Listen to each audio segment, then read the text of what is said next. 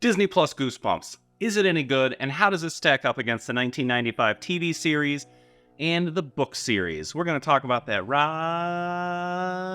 now. Now, for anyone that doesn't know, Goosebumps is a new Disney Plus series created by Rob Letterman and Nicholas Stoller based on the Scholastic book series written by R.L. Stine of the same name. Unlike the anthology setup of its predecessors, this new TV series is one consecutive storyline focused on Harold Biddle, who's a high schooler back in 1993 who dies under mysterious circumstances.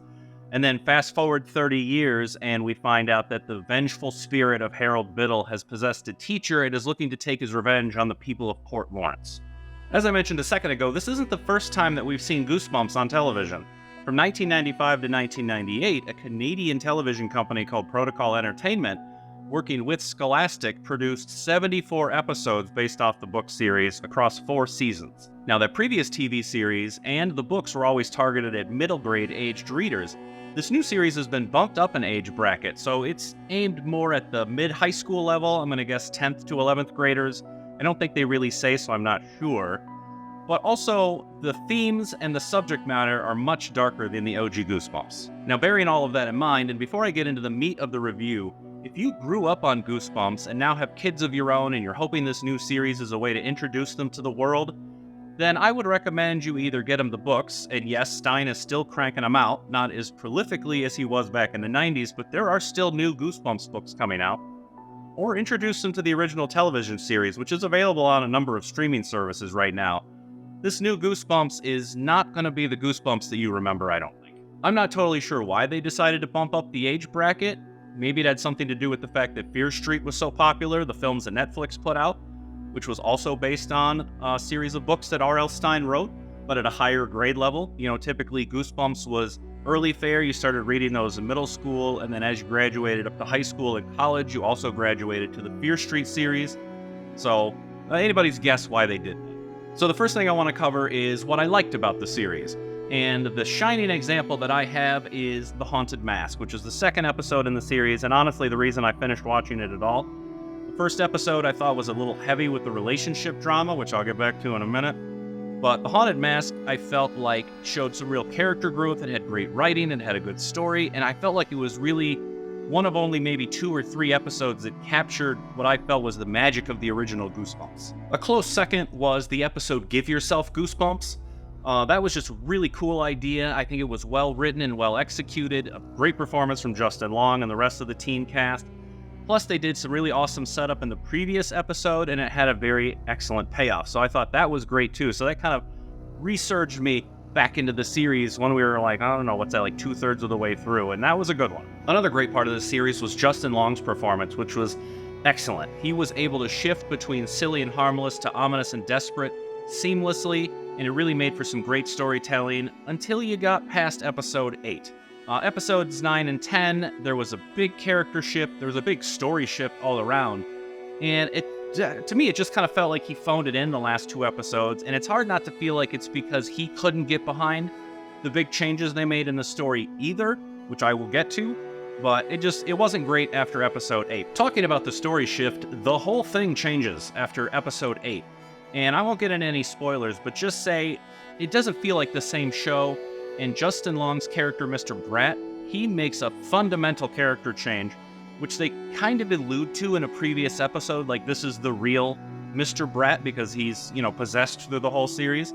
But they just didn't sell it to me, and it just didn't feel like we were looking at the same character. And like I said before, it feels like Justin Long wasn't committed to it either, because it's just not a great performance in my opinion. Okay, now for what I didn't like in this series. And bear in mind that while I am a huge fan of the 90s series and the books, I really tried to keep an open mind here when it came to this new iteration of Goosebumps. But there's one thing I absolutely can't stand, it drives me crazy, and that's when a creative source, whether it's a writer, a producer, a director, an actor, a studio, whatever it is, takes a beloved, tried and true IP that's done great on its own, that builds its own popularity as it goes along, and they think they can make it better by changing it. I understand when you're dealing with a book or a series of books that you have to cut things out. It's just not possible to put the whole thing in.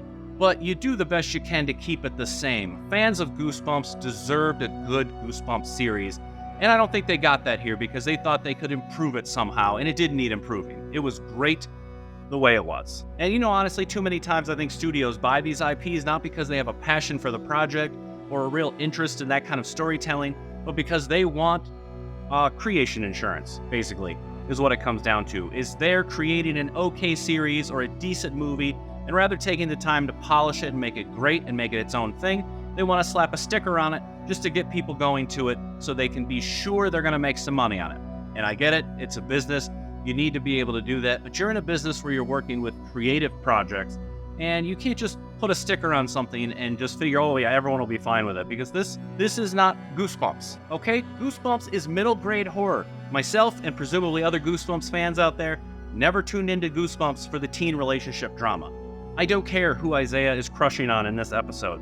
I don't care if Lucas is finally gonna get the nerve to ask Margot out. Oh, who cares? Who cares? I want werewolves and mad scientists and alien sponges that live under the sink. I don't want a will they won't they teen rom-drom. Not interested. In any other circumstance, this would have been an okay to decent teenage horror drama.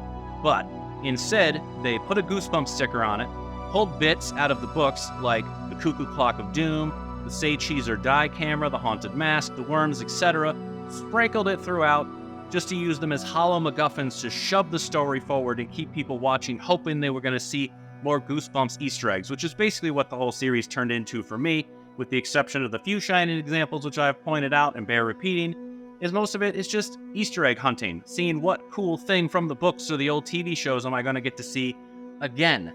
And it was ultimately just disappointing. The items they did bring in from the books had no meaning ultimately.